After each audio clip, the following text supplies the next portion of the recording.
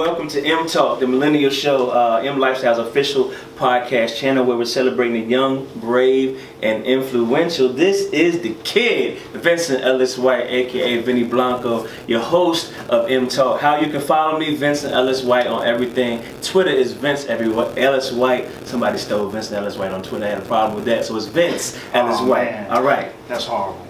Okay, it's your other co-host Hoyt, Kwaku, Timmons. You can follow me on IG. One as the number one, like the best, the numerical one. Timmons, TIMMONS_scholar. That's on IG. And then on Facebook is Hoyt, HOYT, Kwaku, KWAKU. Timmons, if you want to follow me on both, go ahead. Yeah. Good evening, everybody. This is Velma, aka Love One Love. You can follow me on IG, LUV1Love. Today's show is brought to you by the good people at AfroDoc.com. AfroDoc.com is an amazing online store that houses authentic African fashion pieces such as print, mini, and maxi skirts, wrist, ankle, and body beads, unique print bow ties, and pocket square combos, dashikis, etc. They currently have new arrivals, so visit AfroDoc.com. To start shopping for new looks today. If you want to get fresh, AfroDoc.com. Get fresh like your boy. I ain't got the bow tie, but that's what you need to go to. So look, and before we get into it, you got to follow mlifestyle.org as well on IG and Twitter handle. Make sure you follow mlifestyle.org as well.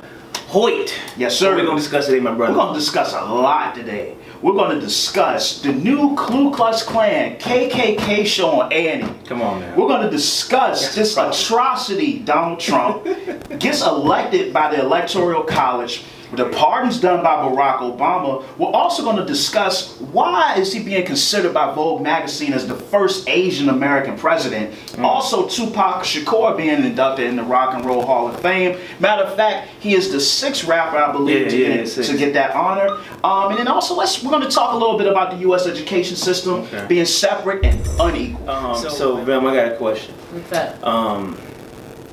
Now, thinking about the KKK, would you ever think you see the day where the KKK is getting their own show? I don't know if it's like a reality show, what I believe it is, but it's been green-lighted on A&E coming in January. How you feel about that? Man, I think it's crazy, but at the same time, I don't know why I'm not surprised, because when you think about everything down to our election, it almost seems like a reality TV show. Yeah. You know what I'm saying? And I don't know. I mean, I think them creating the show, I don't think it's a great idea, that's for sure, because we're definitely just adding to the desensitization of what's going on in America.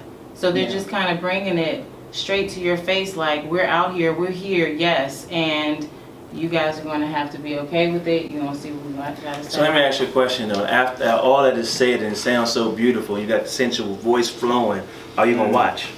Am I going to watch it? Are you going to watch the show? To be honest, I mean, I think I would just check out the first episode or so. Yeah. Just to see how far and wide and left field they're going to go. Like, I'm just interested. Yeah, I see that though, and I'm probably gonna watch too. But I just want to go in on Velma for a minute. Why we do that? Like, you gotta be picking up. I'm gonna have to take a low-key glance at the show to see what's going on. Like, are they gonna be throwing out the N-word? They gonna be that bold with it? I'm pretty sure. Like, I'm not going to be surprised if you're bold enough to allow a domestic terrorist organization such as the Ku Klux Klan to get airtime. I mean, it also is indicative to me of just the apathy that America has for African Americans, because these are people that facilitated. I mean, when you look at the Democratic South, you know, they were really some of the people that were hardcore in blocking a lot of African Americans from voting. And so for them to put people that had a hand in our own struggle here on TV, to me, that's just crazy. I mean, to me, I feel it'd be just as insensitive to give like the Nazis a show. You know? And I want to just switch gears really quick. M Lifestyle had this article on there, and it was somebody was talking about why does it matter if white people get our plight, black people's plight. And so they were really like talking about it on the M Lifestyle website, like, and just thinking about it.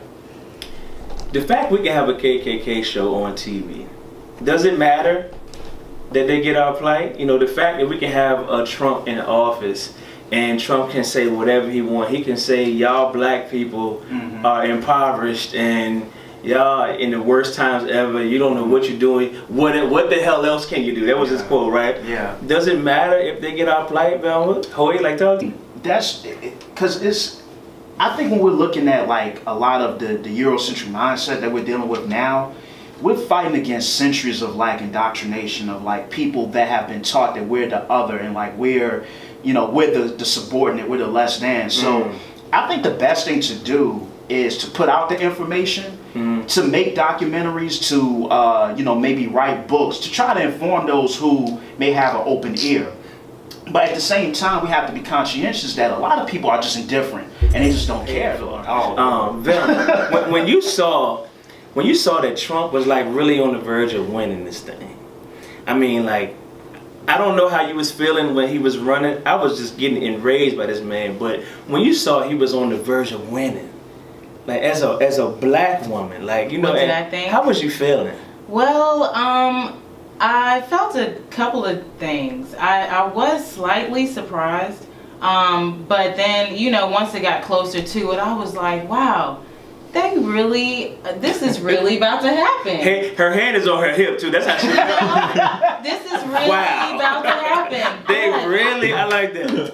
Put that tune in it, yeah. But when I think about it, at the end of the day, Trump is president-elect. And, what's important to me is that I understand that Trump, basically all he's doing is he's breaking us away from the illusion of inclusion. I heard somebody say that. Jewel dropper. Let's pause for a minute. Jewel dropper. So we're going to move on to Obama, my boy. Okay. Did you read what he recently granted some pardons? And now, first of all, what's the difference between a pardon and a clemency? Because I saw they got pardon. Let me read it. Obama granted pardons to 78 individuals. Total number was 148. He granted clemency to 231 individuals, the largest single day act of his presidency, totaling 1,324 while in office. And majority of these things that the people that he pardoned or granted clemency was for drugs. But okay, so do we know the difference between pardon and clemency? I'm not sure. I really don't. I ain't not looking at exactly sure. Google. Velma, Google. Praise the Lord. All right, so while we're Googling that, Hoyt, does that, when you read that, when you hear that, how do you feel about that? I like the fact that he really became vocal about the privatized prisons. Okay. I really like that. Because I think it's GOE, they're like the largest private prison contractor. But within my research, what I found was that, it wasn't all just like out of good-heartedness that he spoke out. It was that, for financial reasons, the privatized prisons as of recently, they started to be less efficient than the government federally ran prisons. Okay. But, when you talk about privatized prisons, you're talking about the exploitation of labor. You're talking about people that can give monetary donations to judges and DAs and whatnot. It's a lady, and y'all can help me out with this. It was a lady where she got arrested because she was like sending all of you know what I'm talking about? Well, I saw that on Law and Order. I didn't know it was a real thing that happened, but I did. I'm serious though. I saw that on Law and Order. Yeah, I mean, I don't. But I don't know if it was based on something real. But she was. It was recently. Like it was a lady. She got arrested because she was like responsible. I thought I was playing. I'm serious. No, I need to watch Law and Order. I need to get my TV game on. This is just weird. Like, I remember reading something about how like Victoria's Secret and a few other companies, they benefit from prison labor, and I think Michelle Alexander talked about that. What was that movie everybody was talking about on Netflix? I didn't see it. 13? Oh, yeah. 13, I did see it. Yeah, they said that was good. I thought it was a really good documentary because it just highlighted, just really talked about the what mass incarceration does to the black community, and also it pointed out a lot of corporations that are in on it. And I'm sorry to say that, but I remember that that VCU uses Aramark, right, for their food dining services. Go in on your school. Do that. Aramark also provides the nasty, crummy food to the prison inmates, and there's a lot of corporations that you wouldn't think that provide services or get money off of this the prison industrial complex, and it's just. So, I mean, now, only thing I like, not only thing, but I like that Obama said he wanted to bring the existing sentences more in line with current laws. There's people out here that got drug charges back in like the 70s and 80s, and they got like 30, 40 years. you know, I got family members that did a long time for that, and that's all I'm saying. Oh well, let's start off. We hip hop heads in here. Yes, man. yes, sir. Velma, A little Hoyt, something. A little something. something. Okay, you neo soul or what? You hip hop? Yeah. Okay, cool. So so Tupac recently, think like 2 days ago, got inducted into the Rock and Roll Hall of Fame. He was only the 6th rapper to get that honor, but he was the first solo rapper to get it. I think the other ones were groups. So can we start off with just a hand clap for the boy? At least get it out. Okay. Shout out to Tupac. Shout out to the boy Tupac. Shout out to the Tupac family. Now here's my question. Let's see.